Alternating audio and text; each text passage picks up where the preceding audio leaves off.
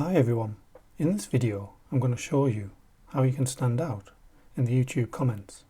So if you find this video helpful, please give it a like and make sure you subscribe for more useful tutorials. So what you can do on the comment section is make text bold. So all you need to do is add a star at the start and then a star at the end. You can also do a strike through on your text.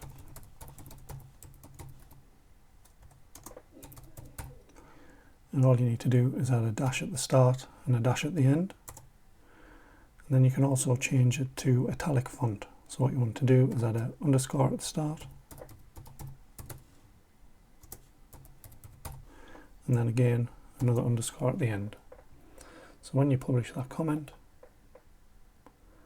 you'll see you'll have your bold text at the top, strike through text and italics. So that's how you can stand out in the YouTube comments. Thanks for watching.